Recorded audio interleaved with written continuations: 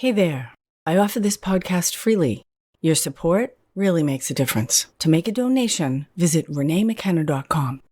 Welcome to Spiritual Psychology. My name is Renee Lavallee McKenna, and I bring my 30-plus years as a recovering addict and ex-crazy person turned therapist and shamanic healer to bring you snackable teachings on spirituality, psychology, and all things personal growth. And today I want to talk about releasing and receiving. And releasing and receiving are kind of like the breathing out and breathing in of the life flow in all areas of our life. We eat food. We need to receive the nutrients it offers to us and excrete what our body doesn't need. In breathing, every moment we receive vital oxygen, goes to every cell in our body. And when we breathe out, we're releasing waste products and carbon dioxide that actually serves the plant world in our ecosystems. Every time we breathe, we are participating in the larger life system, whether we're aware of it or not. And so releasing and receiving are both important and healthy aspects of this life flow. But when we start to move into the more intentional areas of our life, relationships, clothing, old belief structures, or patterned ways of doing things, most of us are challenged in one way or another in opening to receive or in letting go what no longer serves us. And they are inseparable. If my lungs are full and I won't let go of the gases in my lungs, then I can't breathe in fresh new air. So we have to breathe out in order to be able to breathe in. I remember one time, in fact, the only time I ever went whitewater rafting, went with a whole bunch of friends. It was supposed to be this amazing experience. It was gorgeous where we went up in New Hampshire, and we put on helmets and life jackets, and they give us all this training of what to do if you get knocked out of the boat and fall in the water, which mostly consisted of look for your toes, get your toes up above the waterline and just allow the water to take you and float. And the reason you do that is because there's lots of rocks and undertows, and you don't want to get sucked under or get whacked by the rocks that might break or bruise one of your legs or feet. They have all these crazy names for the different parts of the river, and we went through the 3 Sisters of Doom or some terrible thing. And the boat folded in half, and 3 of us went out. Me, of course, being one of them. And one of my only deep primal fears in life is drowning. Although I can't say I got afraid at the time. My first thought when I went in the water was, this is not happening. This is not happening. This is not happening.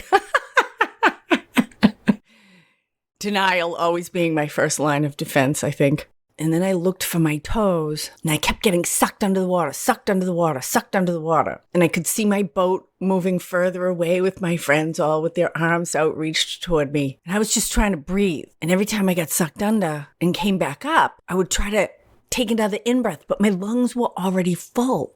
And it was too scary to breathe out. I was afraid if I breathed out that I wouldn't be able to breathe in again.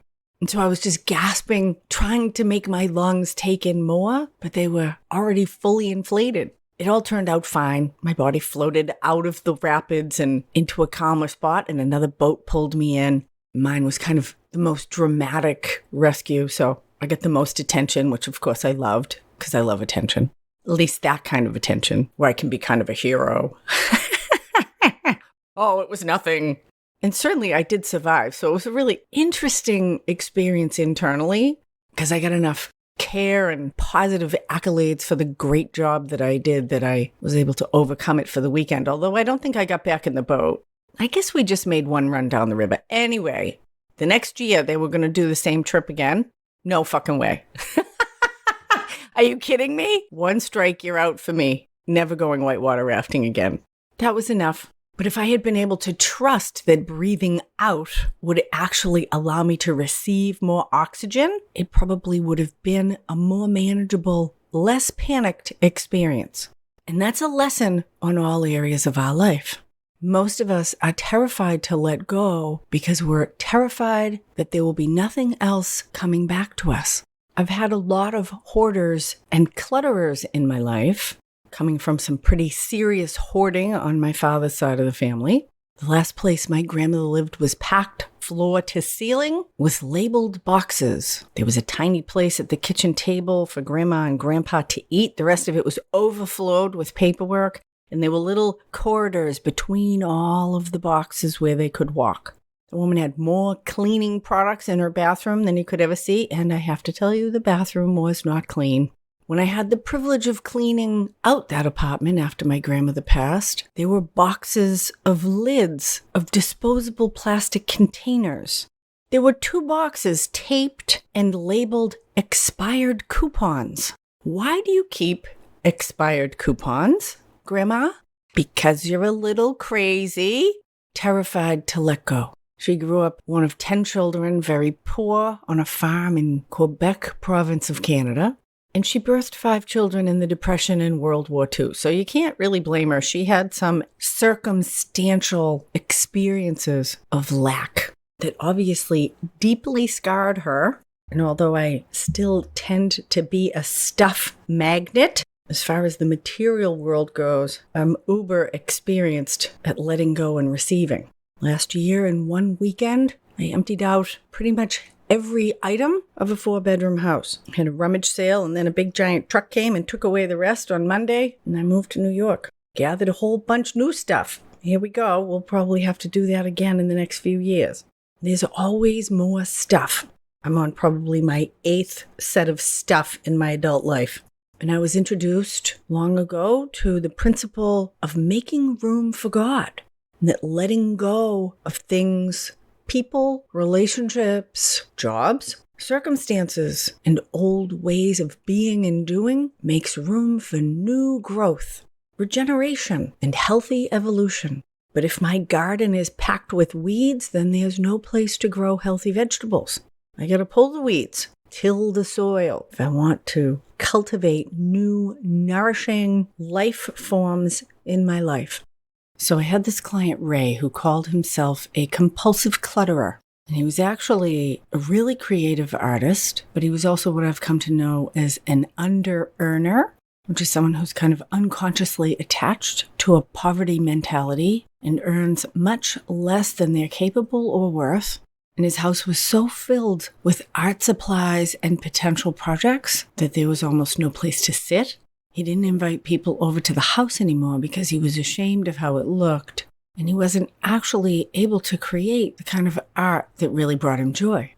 And he came to me because of depression, and he'd tried many rounds of psychedelics, ketamine, all the standard Western antidepressants, and none of it had much effect.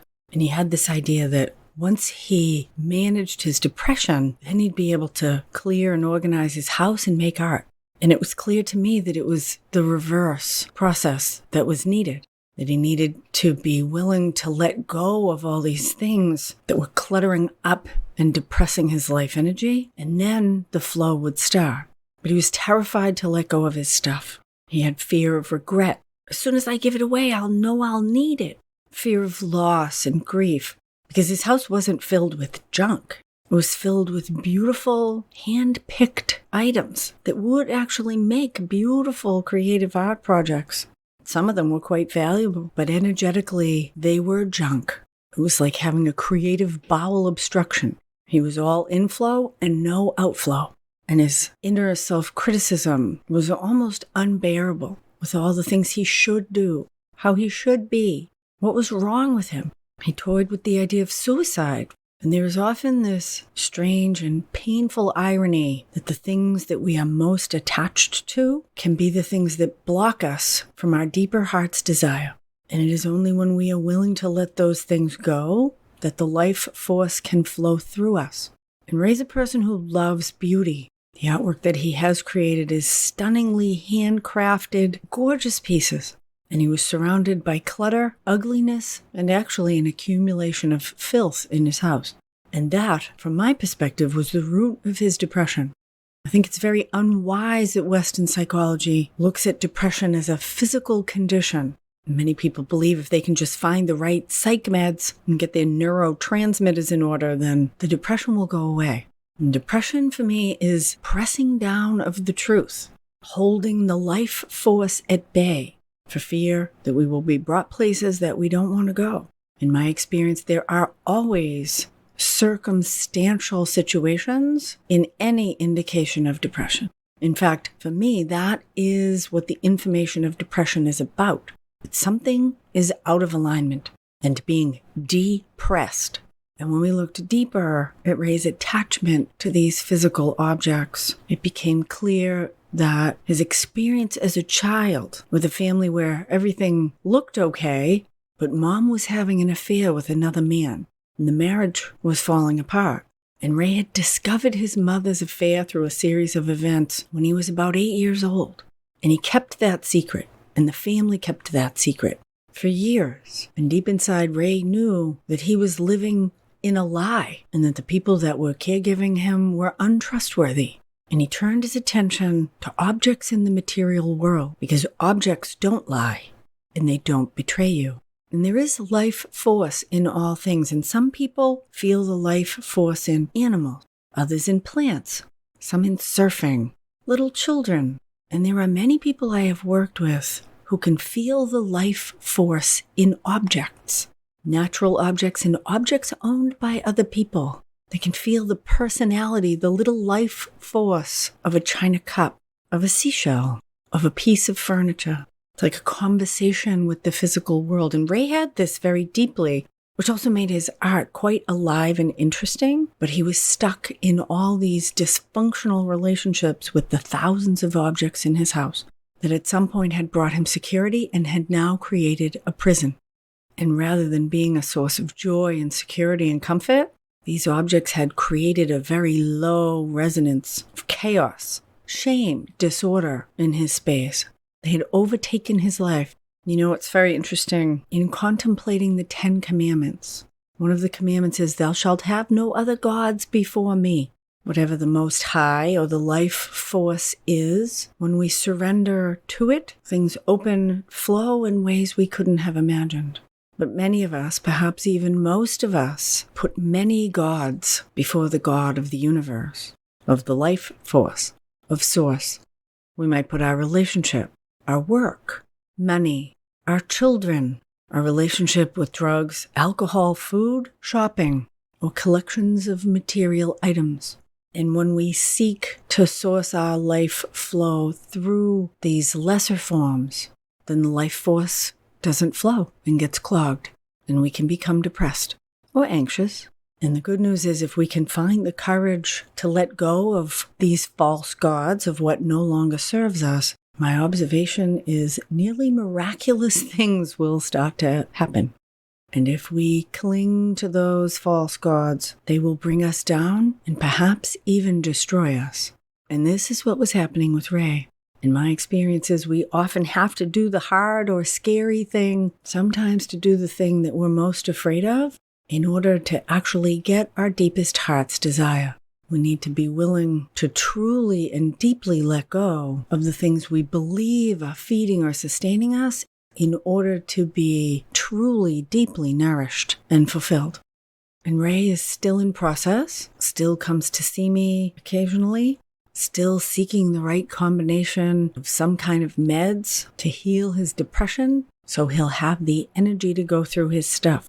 And unfortunately, it's like many people who try to prepare themselves and become healthy before they start dating or get in relationship.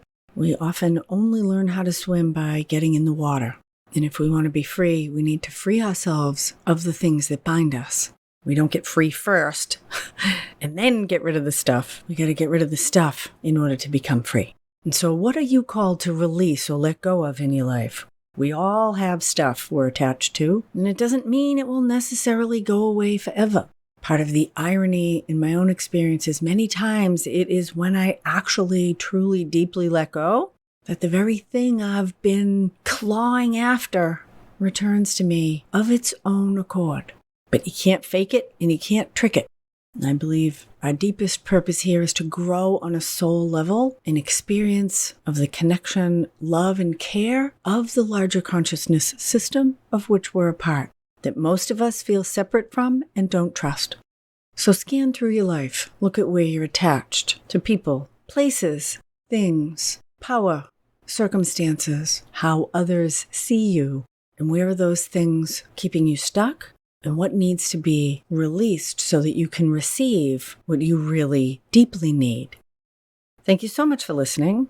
I'm doing a workshop on ancestral healing Saturday, November 18th, 2023, from 12 to 4 Eastern, 9 to 1 Pacific.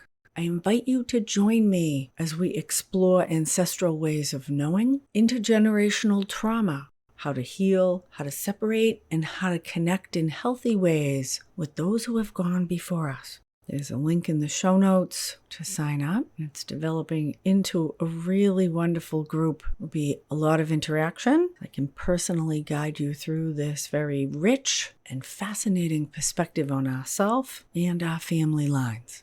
And because a lot of this work will be with our inner ways of knowing rather than practical information, people who are adopted or have been otherwise separated from their biological family are really encouraged to come. Again, the veil between the worlds is thin, and we have access to much more information than we may be consciously aware of. So please join me for Ancestral Healing, Saturday, November 18th. Can't wait to meet some of you in person, or virtually in person anyway. If you'd like to work on your own intergenerational trauma or see how a block of spiritual psychology work might benefit you in your life, shoot me an email, info@reneemckenna.com, and we'll set up a free discovery call. Also, be sure to check me out on YouTube, doing really interesting and informative discussions with all kinds of practitioners in the body, mind, spirit, energy world. New videos coming out every week on my Spiritual Psychology YouTube channel. Thanks as always to my supporters on Patreon and through this podcast. Blessings on your path until we meet again. This is Renee Lavallee McKenna for Spiritual Psychology.